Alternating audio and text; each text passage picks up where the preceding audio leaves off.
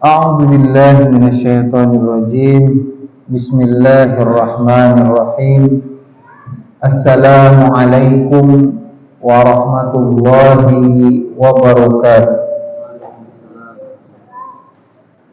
Innal hamdalillah nahmaduhu wa nasta'inuhu wa nastaghfiruh wa na'udzu billahi min shururi anfusina wa sayyiati a'malina. May yahdihillahu fala mudilla lahu wa may yudlilhu fala hadiya lahu.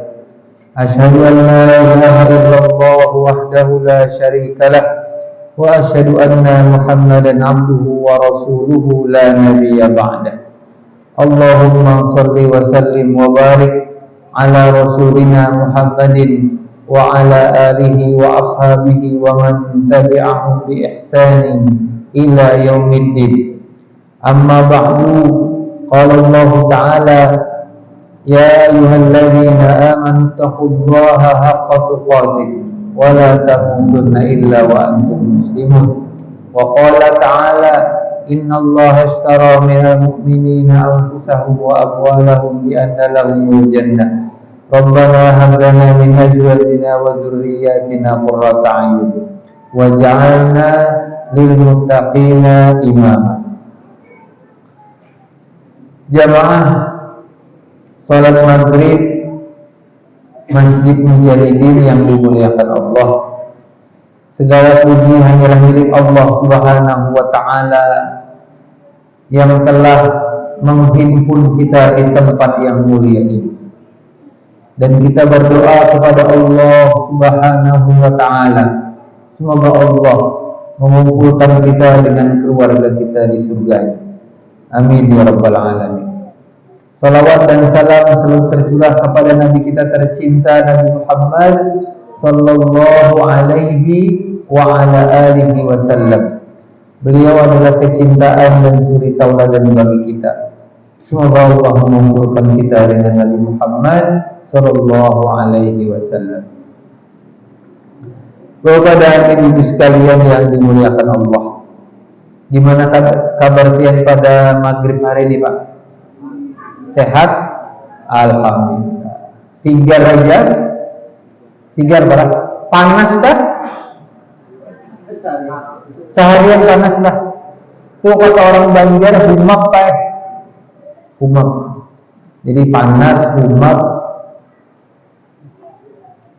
Nah, pada kesempatan yang singkat ini, ulun ingin menjelaskan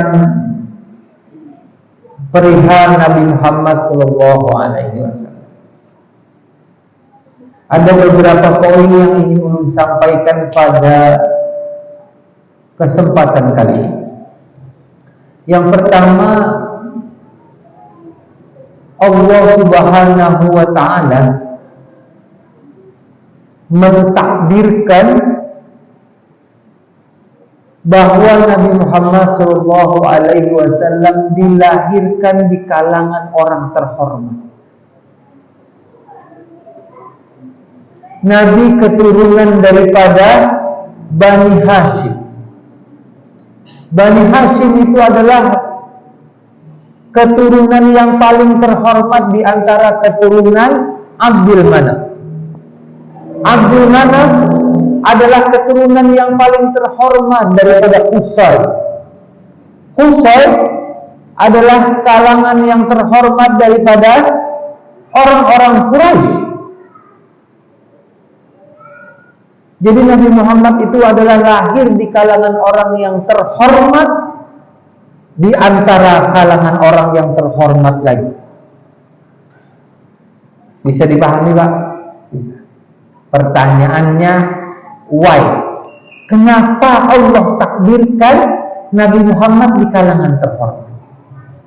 Kenapa dia tidak lahir seperti Nabi Musa alaihissalam? Nabi Musa lahir daripada orang-orang Yahudi yang saat itu di kota Mesir, orang Yahudi itu banyak menjadi budak. Ya kan? Nabi Musa, Nabi Harun.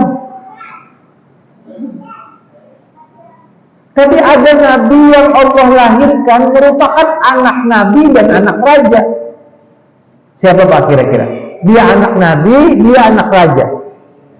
Nabi Sulaiman alaihissalam. Ayahnya Nabi Daud. Nabi Daud adalah nabi sekaligus raja.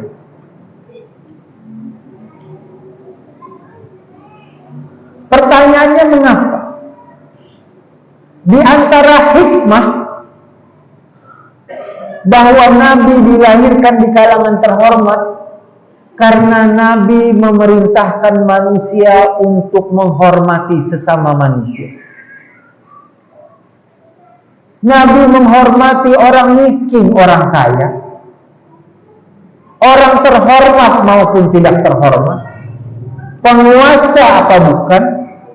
Kalau sekiranya Nabi dilahirkan di kalangan orang miskin, maka ketika Nabi mengatakan semua manusia sama, orang-orang kafir Quraisy, elit-elit akan mengatakan inya hendak cari posisi.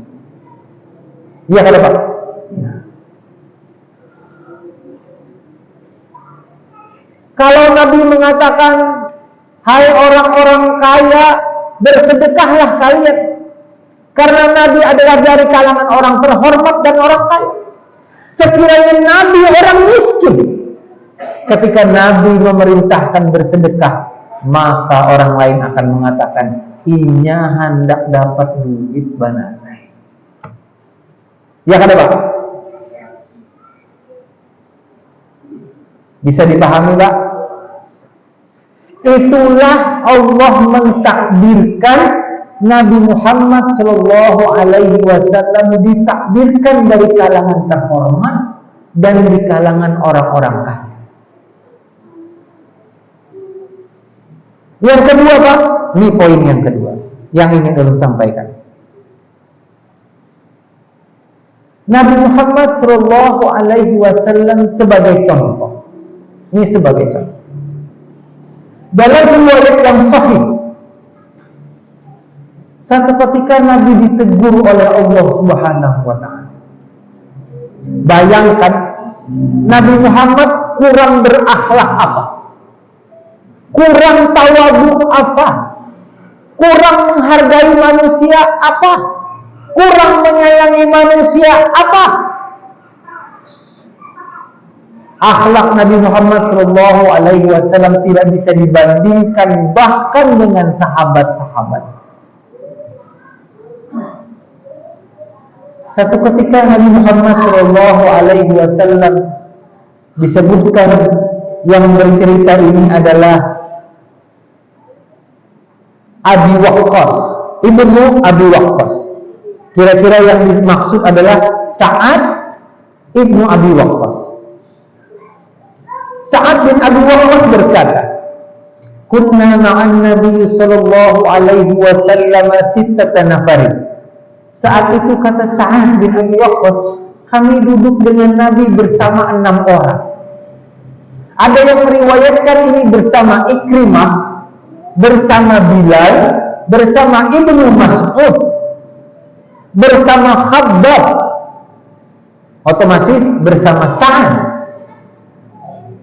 Dan yang terakhir dikatakan dalam riwayat yang lain bersama Mus'ab. Duduk Nabi ngobrol. Ini 6 orang ini Pak, selain Sa'ad, 5 orang ini adalah kalangan orang-orang muslim, namun berada di tingkat menengah ke bawah. Bahasa orang Banjar dan bahasa orang Jawa itu kada tapi sugih. Kada tapi sugih. Sugih itu bahasa Banjar dan juga bahasa Jawa. Lalu apa? Datanglah orang musyrik. Apa katanya? Utruk haula'i la yahtarisu alaina. Lalu apa? Disebutkan dalam riwayat itu orang musyrik tadi lewat. Apa kata orang musyrik? Usirlah orang yang bersamamu. Usir. Lalu apa? Bisa jadi kalau kamu mengusir mereka, aku mau mendengarkan itu.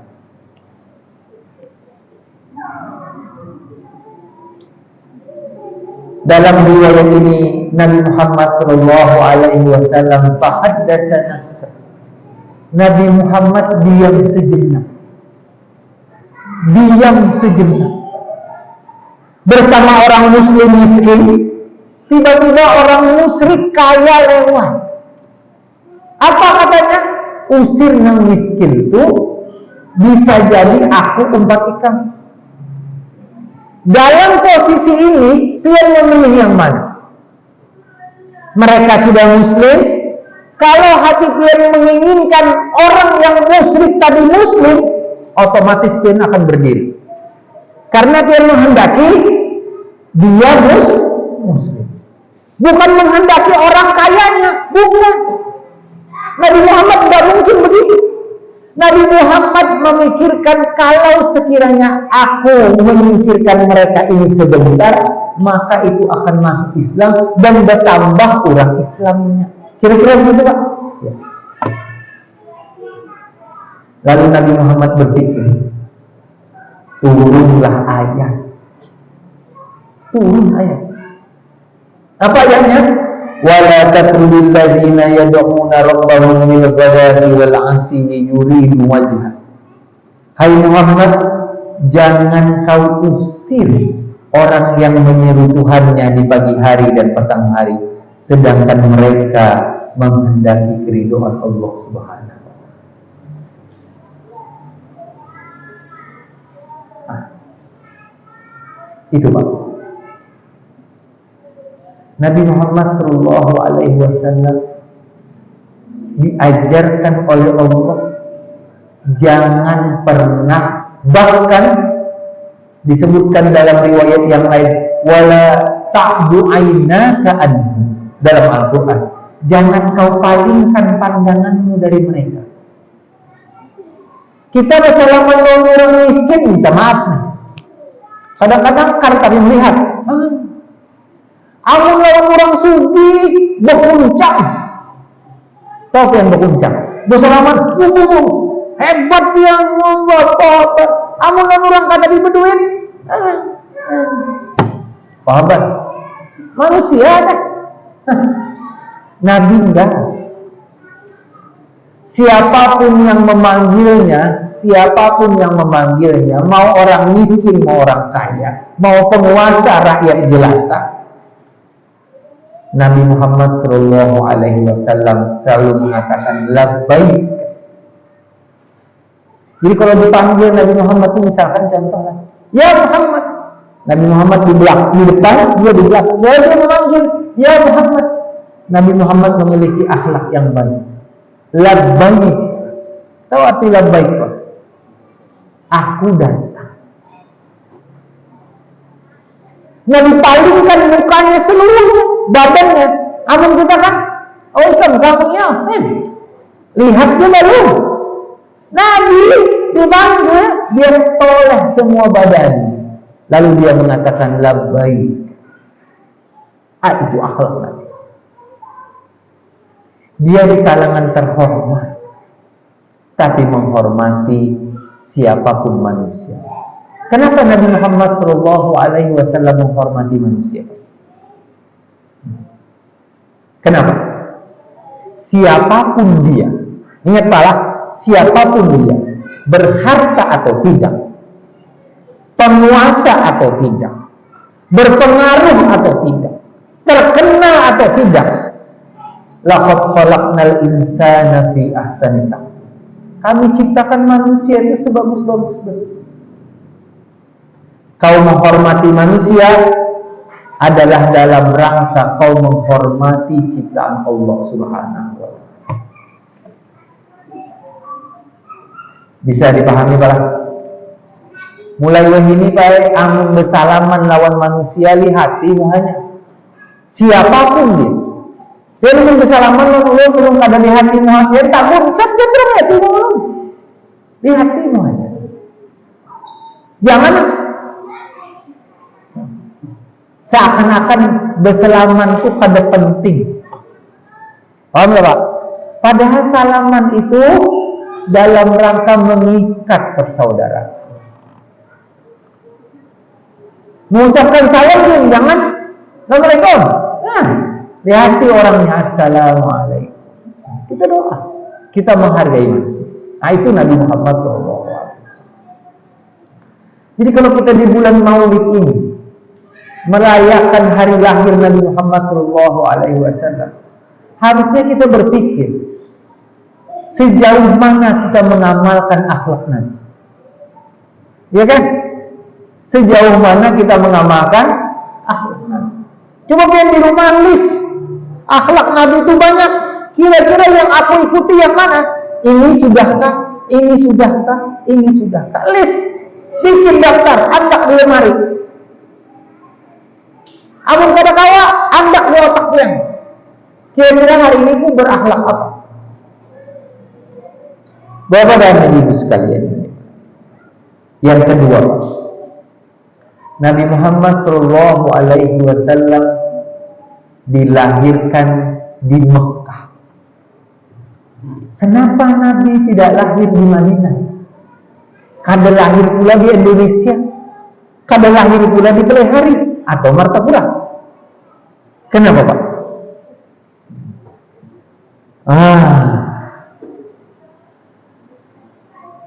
Ada yang bisa jawab Pak? Kenapa lahir di Mekah?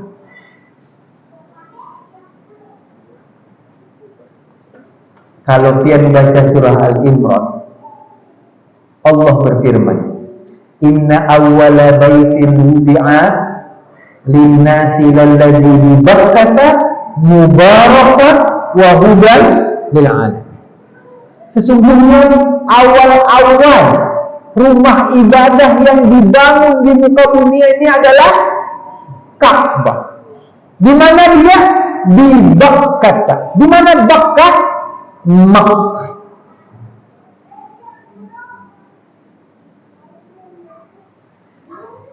Mubarakan,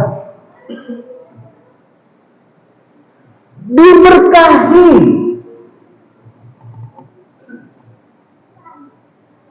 Kurang apa Pak? Nabi Muhammad dilahirkan di tempat yang paling diberkahi di muka bumi.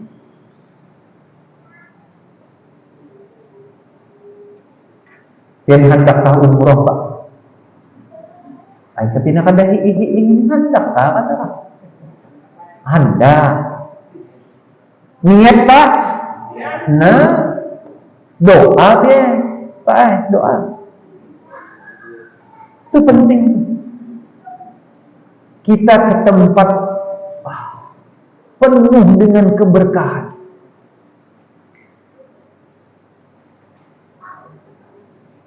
Dan di situ kita melihat rumah yang pertama kali dibangun untuk ibadah manusia.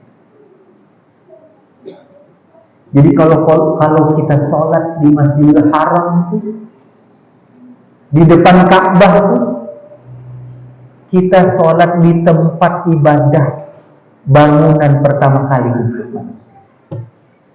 Di situ Allah berkahi. Allah menyebutkan di situ tempat paling aman, paling aman. Yang ingat tentara gajah Pak? Tentara gajah?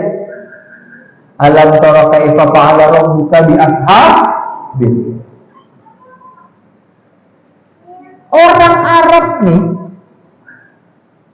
coba Allah berkahi tanah itu. Allah berkahi. Ketika datang tentara Abraha.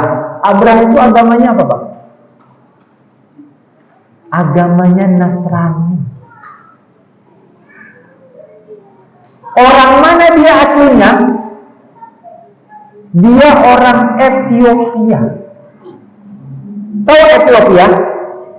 Afrika. Dia menguasai Yaman. Jadi Abraha itu berangkat daripada menuju Mekah itu dari Yaman. dan dia beragama Nasrani. Dan kalau baca tafsir Ibnu Katsir, dia tahu gajah yang paling besar tuh, tahu? Dia baca riwayat tuh, gajah paling besar yang disuruh Abraha untuk menabrakkan ke Ka'bah. Dia tahu nama aslinya. Gajah itu ternyata punya nama. Tapi ini bukan menyinggung siapa-siapa pula. Kalau dalam tafsir Ibnu Katsir, nama gajahnya ngarannya Mahmud.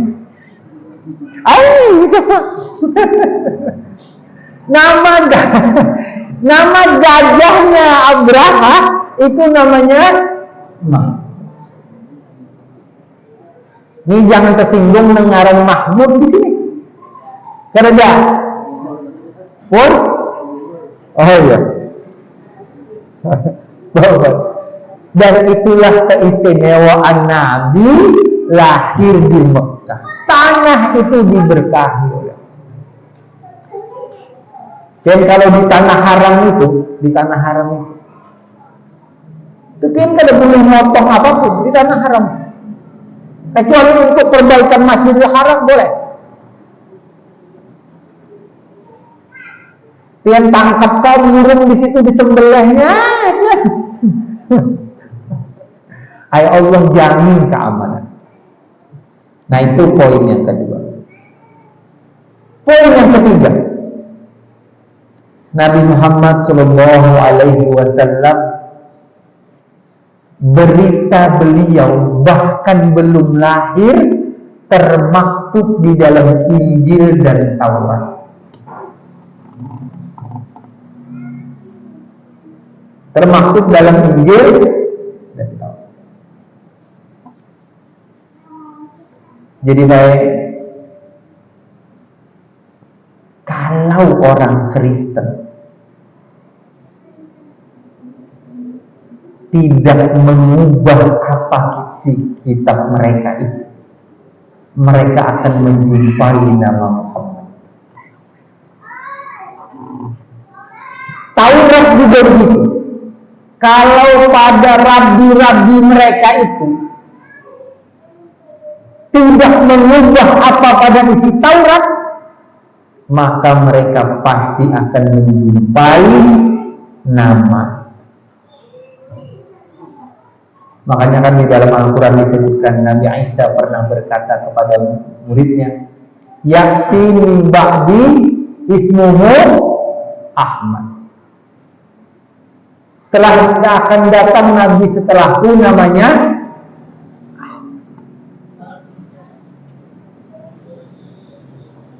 dalam riwayat. Bahkan bukan cuma nama, tapi sifat. Wah. Jadi kalau orang Nasrani dan Yahudi itu mencek kembali keaslian kitabnya, mesti dia meragukan kitabnya dan masuk Islam. Mesti. Sayang, mereka terpukau dengan ketidakaslian.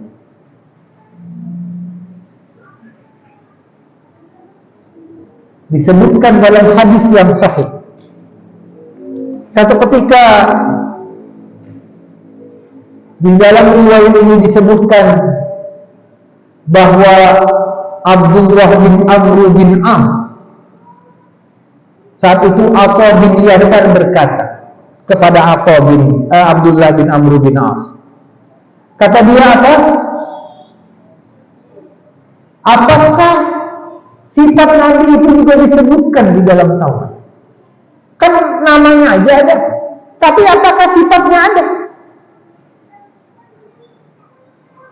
Kalau di dalam Al-Quran kan disebutkan Nabi Muhammad SAW Raufur Rahim. Nabi Muhammad itu penyayang. Bagaimana sifat Nabi di dalam Taurat disebutkan? Kata Abdullah bin Amr bin As, itu seperti yang disebutkan di dalam Al-Quran, Ya ayyuhan nabiyyu inna arsalnaka syahidan wa mubasyiran wa nadhiran.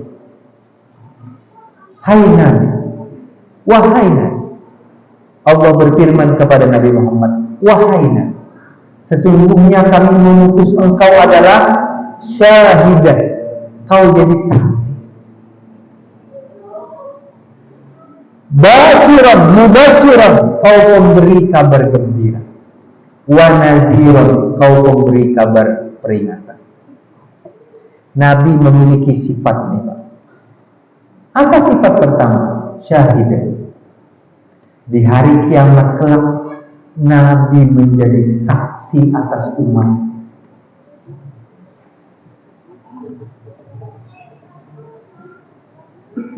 Jadi kita nih Pak, di sidang itu, di hari kiamat itu, bahwa Nabi Muhammad SAW menjadi saksi atas kita.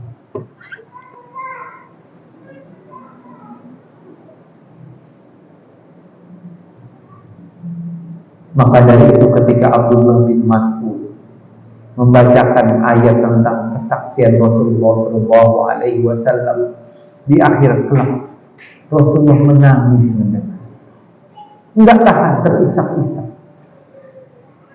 membayangkan dia menjadi saksi atas umat. Kita yang kisah umat Rasulullah, tapi kada sebagai umat Rasulullah.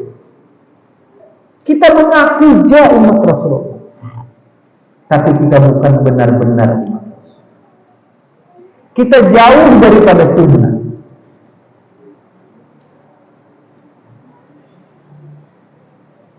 Kita jauh daripada ajaran yang beliau sampaikan. Yang kedua, beliau mubasyiran, beliau memberi kabar gembira. Yang tahu kabar gembira apa? Yang dibawa Rasul untuk umatnya, Pak. Yang tahu? Kata Rasul, semua umatku akan masuk surga, illa man aba, kecuali yang enggan. Kecuali yang enggan.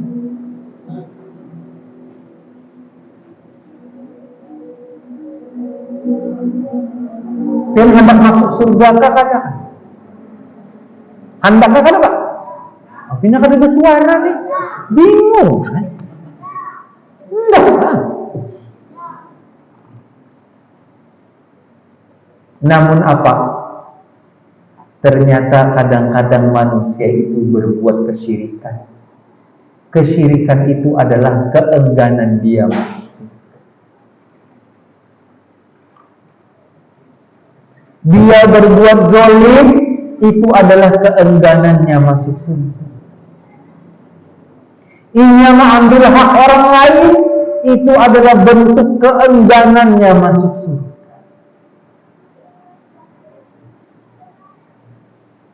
Dia berbuat maksiat adalah keengganannya masuk surga. Apa arti enggan? Kada hendak, tidak mau. Jadi Rasulullah umatku masuk surga kecuali yang kada mau. Siapa kada mau tuh? Pertama orang yang berbuat syirik, yang kedua orang yang berbuat zalim, yang ketiga orang yang berbuat maksiat. Itu adalah sama dengan tidak hendak masuk surga.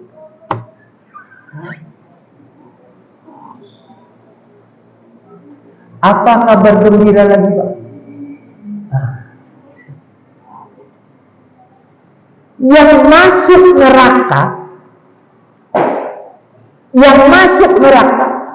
Rasulullah SAW dapat syafaat. Allah kasih syafaat kepada Nabi. Nabi berhak memberi syafaat di antara umat.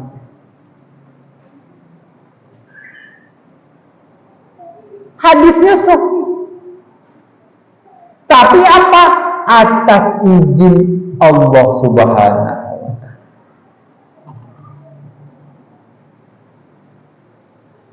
Itu Pak. Itu untungnya Pak umat Nabi Muhammad.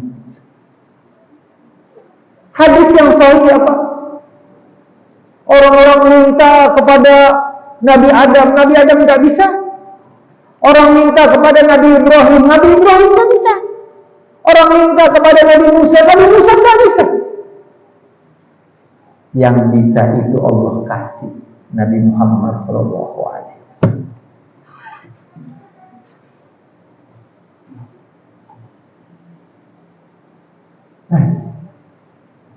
Maka tanamkan cinta kepada Rasul.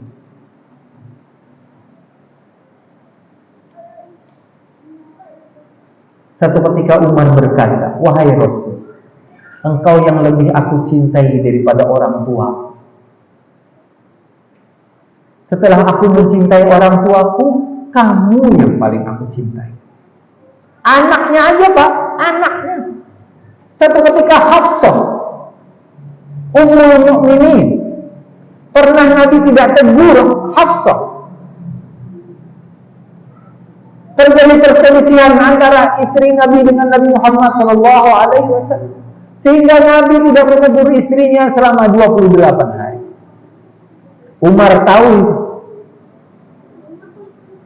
Umar teriak di depan pintu Nabi, "Wahai Nabi, kalau sekiranya Hafsah membuatmu tidak ridho, marah, aku penggal leher."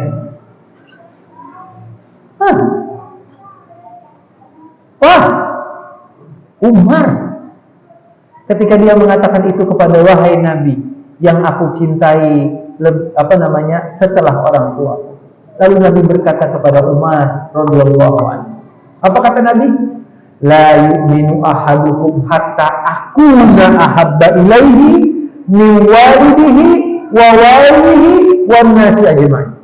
Tidak sempurna iman seseorang sampai aku, kata Nabi, lebih dia cintai daripada orang tuanya, anaknya, dan manusia seluruhnya.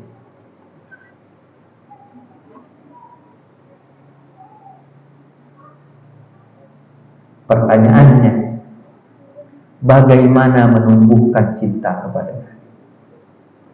Bukan bagaimana cinta Nabi, tapi bagaimana menumbuhkan cinta padanya. Pian harus baca Al-Quran. Yang kedua, pian baca hadis. Yang ketiga, pian baca sejarah Nabi. Baru kita. La habba illa man arafa. Tidak disebut mencinta kalau tidak kenal. Ya kan Pak? Kalau pian orang asing tiba-tiba cinta dengan aku niat. La habba illa man arafa. Tidak disebut mencintai jika dia tidak kenal. Kenali dulu Nabi, baru tumbuh cinta.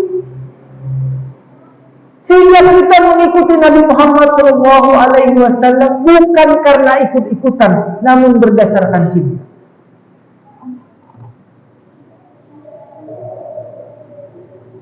Pian mengamalkan sunnah.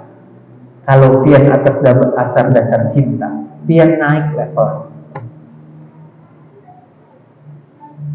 Pian minum madu, lalu pian berkata dalam hati, aku mencintai orang yang meminum madu, maka aku minum madu. Aku mencintai orang yang makan kurma, lalu aku makan kurma itu. Biar naik level. Coba lihat. Dia pasti memakan sesuatu yang berbeda. Ini singkat cerita Pak. Ini ceritanya hadisnya sahih. Maksud hadisnya ini dari bukan hadis. Maksud ulun cerita bahwa ini benar ada. Satu ketika Pak, ibu ulun itu sakit. 3 hari, 5 hari nggak bisa dipembarikan, nggak bisa dipembarikan. Tiba-tiba ulun datang, ulun bawakan kurma. Kata ulun, Bu, Pian kalau maulah pian makan kurma, pian kasih air, pian rendamkan sebentar, pian minum. Air nabis namanya, air rendaman kurma. Besoknya ulun datang, ulun temui ulun sudah di dapur saat itu. Kata ulun, bu sigar bu, sigar. Aku tidak tidur dari jam 12 tadi. Jam 12 malam dia kan begini. Kenapa? Ketika jam 12 itu aku merangkak. Aku ingat kata-kata ikan. Nabi makan kurma. Lalu aku kasih air panas tuh kurma sambil merangkak. Aku rendam sebentar. Aku pegang-pegang kurma itu. Aku minum. Tiba-tiba aku sikar paluh keluar. Lalu dia berkata, bujur jar Nabi wallahi. Bujur jar Nabi.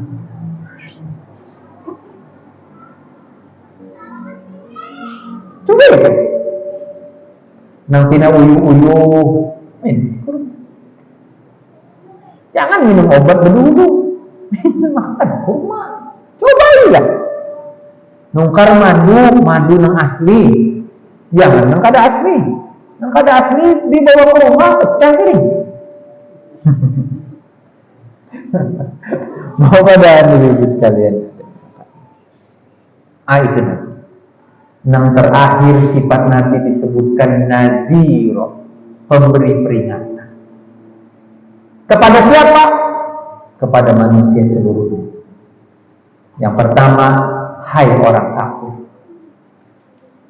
Kalau kau tidak masuk Islam, kau selamanya di neraka. Hai orang yang berbuat kesyirikan, kalau kau tidak taubat, maka kau selamanya masuk neraka. Hai orang munafik, kalau kau tidak taubat dan mati dengan kemunafikanmu, kau selamanya dalam neraka.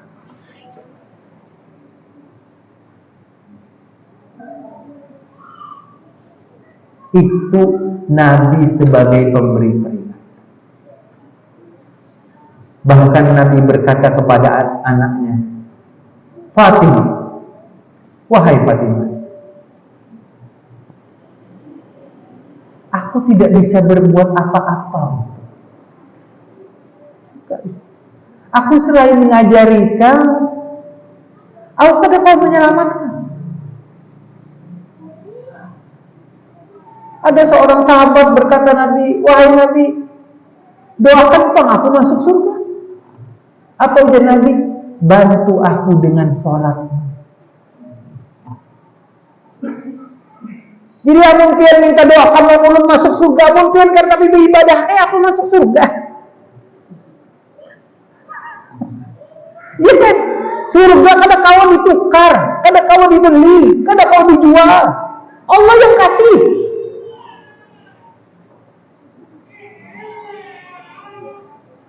Siapa yang bisa menyelamatkan seorang anak daripada neraka? Yaitu dirinya dan doa orang tua.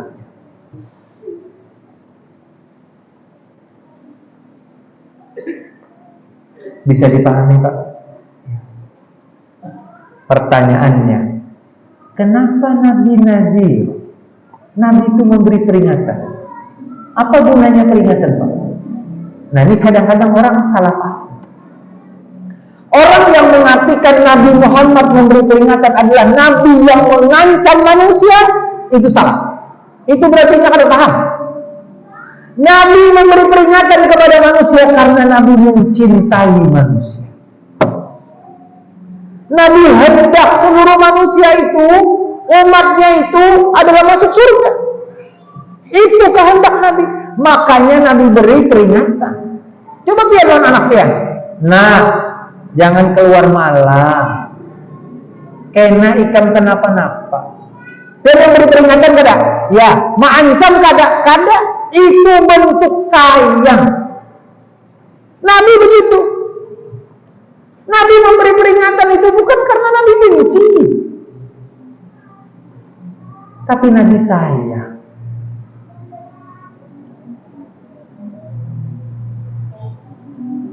Ajan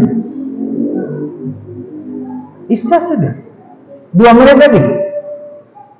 Ulun tarusakan kah stop kah Pak? Ajan dulu Pak biasanya. Ajan dulu. Oh belum. Kada ambil ulun lanjutkan kalau kepotong. Lebih baik kita tunggu ajan, kita lanjutkan 5 menit lah. Kada apa-apa kalau Pak. Ini ulun lagi bersemangatnya Pak.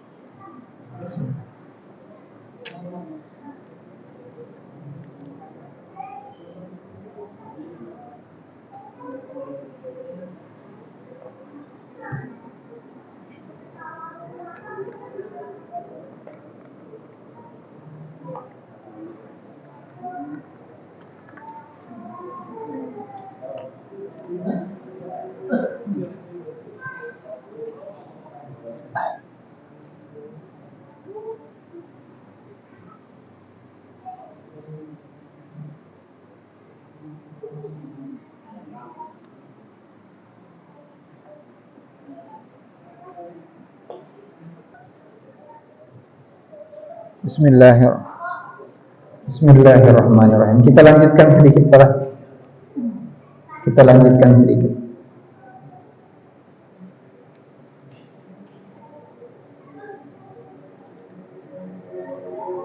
Kalau ada pertanyaan,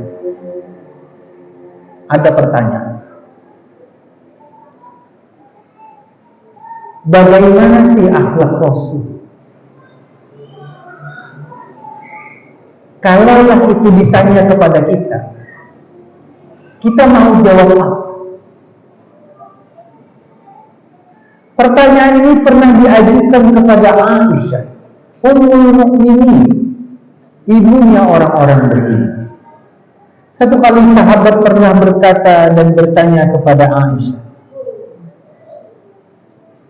kaifa kana akhlakun Nabi? Bagaimana sebenarnya akhlak? Lalu Aisyah menjawab, kana khuluquhul Qur'an. Alaysa taqra'ul Qur'an? Kata Aisyah, apakah kamu tidak pernah baca Quran? Akhlak Nabi adalah Al-Quran. Apa maksudnya? Ada 2 maksud. Yang pertama, seluruh akhlak yang baik di dalam Al-Quran, Nabi punya akhlak. Nabi Ibrahim alaihissalam, Nabi yang sangat penyayang, penyantun, sabar. Nabi Muhammad juga sabar, penyantun. Nabi Sulaiman terkenal adil. Dia sebagai pemimpin, dan dia sebagai adil, dia dermawan. Nabi Muhammad sebagai pemimpin adil, dan dia juga dermawan. Nabi Musa alaihissalam terkenal punya mukjizat. Dia berkata benar walaupun di depan penguasa Fir'aun. Nabi Muhammad juga begitu. Dia berkata benar walaupun seluruh penjuru manusia menolak. Nabi Muhammad punya mukjizat. Nabi Musa membelah lautan. Nabi Ibrahim alaihissalam tidak dimakan api. Nabi Daud bisa melunakkan baja besi. Nabi Sulaiman bisa memanggil angin, memerintahkan angin. Dia bisa bicara dengan binatang. Nabi Daud suaranya bagus. Nabi Isa bisa menghidupkan orang mati. Bisa bikin tanah, ditiupnya tanah jadi burung terbang.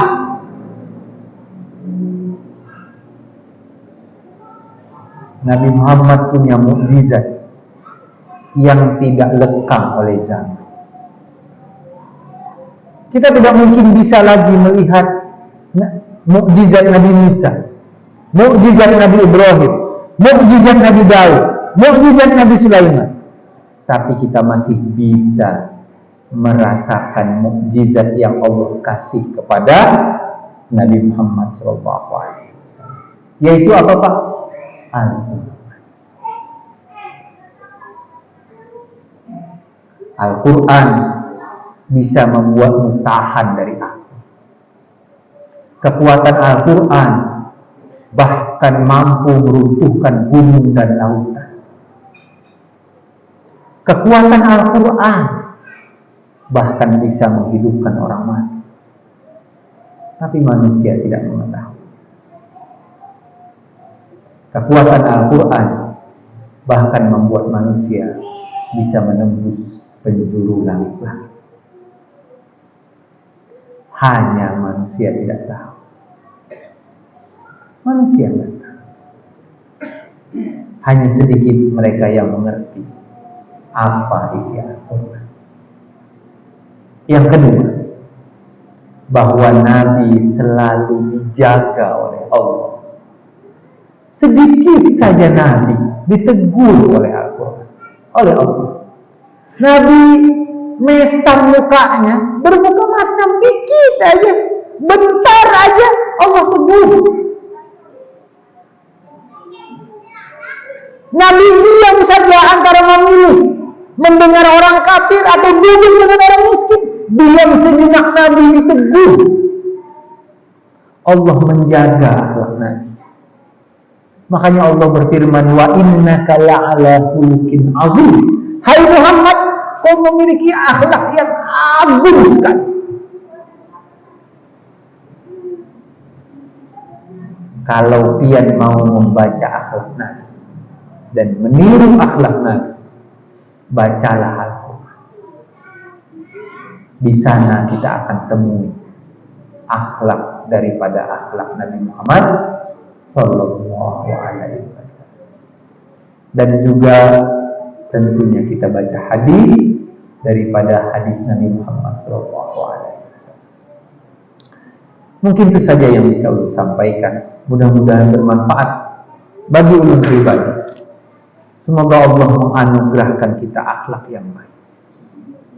Orang yang berilmu itu memakai mahkota. Tetapi orang yang berilmu dan berakhlak, dia akan memiliki mahkota penuh dengan perhiasan. Dia akan memakai baju sutra. Dia akan memakai mahkota perhiasan. Itu adalah orang yang berilmu dan berakhlak.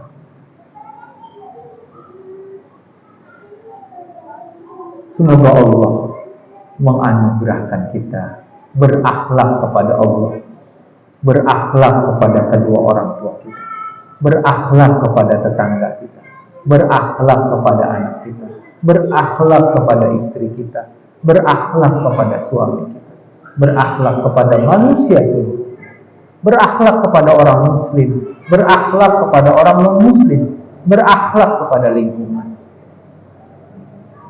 Sehingga dengan akhlak itu kita termasuk di antara umat Rasulullah sallallahu alaihi wasallam.